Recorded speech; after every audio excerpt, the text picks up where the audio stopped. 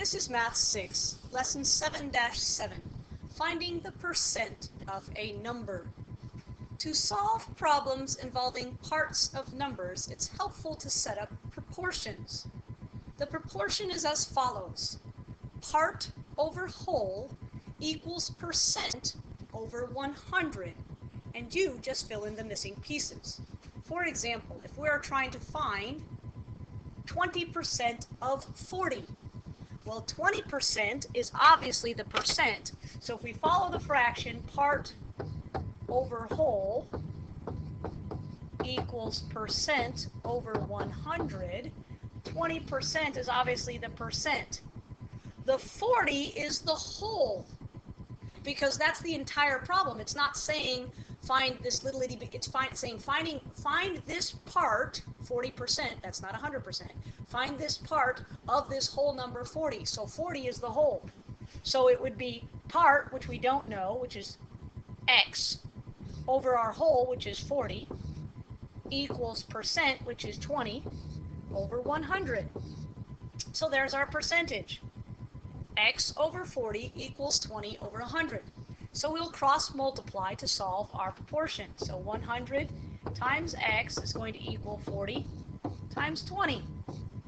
So 100x equals 4 times 2 is 8. Add 2 zeros, we get 800. Divide by 100. Remember I told you dividing by 100 is just moving the decimal point 2 places to the left. Or get rid of a 0, get rid of a 0, get rid of a 0, get rid of a 0. 8 divided by 1 is 8.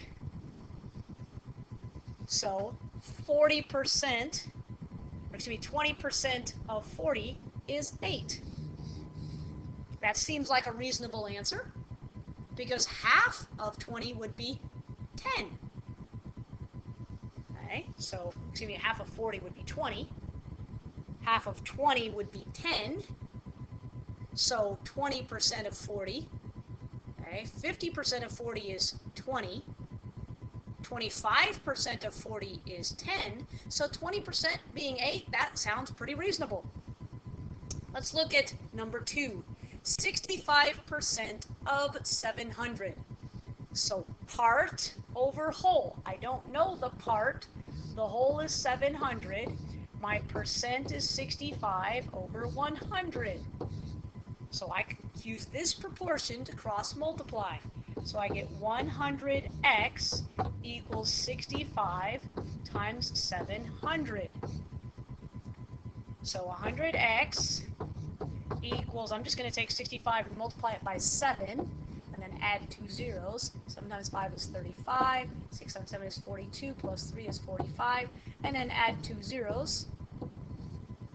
So I get 45,500. If I'm going to divide that by 100, I'm basically knocking 2 zeros off of everything, so move my decimal point 2 places to the left, I get 455.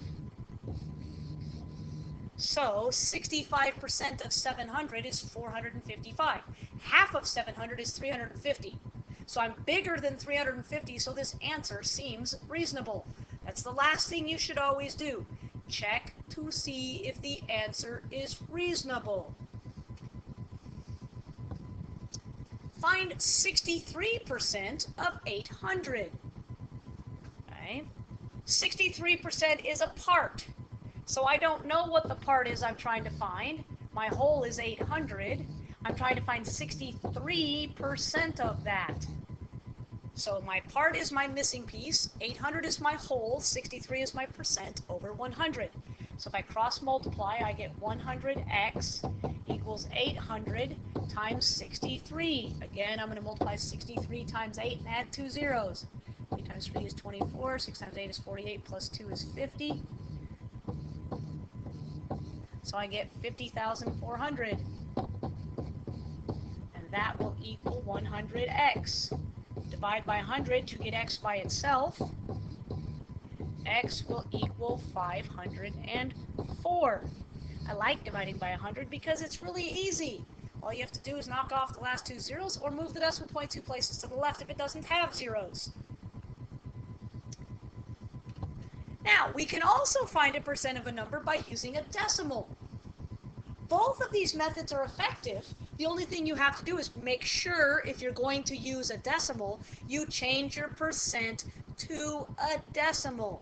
Because we know in mathematics the famous word of means multiplication. So we know we're taking 12% times 91. Well, I can't multiply a percent times a whole number. So I must change 12% to a decimal. If you forget to change it to a decimal, your answers will always be 100 times bigger than they need to be. So make sure you change 12% to a decimal. 12% as a decimal is 0.12, and I'm going to multiply that by 91. So if I take 91 and I multiply it by 0.12, 2 times 1 is 2, 9 is 18, 1 times 1 is 9, 2, 9, 10. Decimal point needs 2 digits behind it, so it's 10.92. So 12% of 91 is 10.92. Well, 10% of 91 would be 9.1. So 12% should be slightly larger, and this is slightly larger, so it makes sense. Let's look at another one. 18% of 121. So first thing I'm going to do is change 18% to a decimal. So that's 0.18. Then I need to multiply it by 121. So I have 121. I'm going to multiply that by 0.18. 8 times 1 is 8. 8 times 2 is 16. 8 times 1 is 8 plus 1 is 9. 1 times 1 is 1. 1 times 2 is 2. 1 times 1 is 1. So 8, 7, 21, 878. 2 places behind my decimal point. Because remember, this was not a decimal point. That was a carrying. Okay, so 2 digits after the decimal point, 21.78. Okay, this looks like a reasonable number. Okay, because 10% of 121 would be 12. 20% would be 24, so this is between 12 and 24 because it's 18%. That looks reasonable. Number 6, find 33% of 140. So change 33% to a decimal. Remember, you have to change it to a decimal if you're just going to use simple multiplication. If you don't, your numbers will be way too big.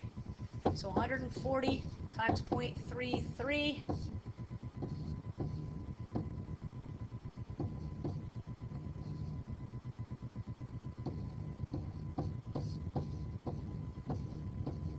It's going to be 46.2. You can drop off that extra 0. So 33% of 140 is 46.2. So you can either use a proportion or you can use a decimal to find the percent of a number. Practice both methods and use the method that you like best once you've practiced them both. I tend to use both methods interchangeably because sometimes I find the proportion to be easier to use, sometimes I find the multiplication to be easier to use by changing it to a decimal. The more familiar you are with both of them, the happier you'll be because then you can pick and choose as you like.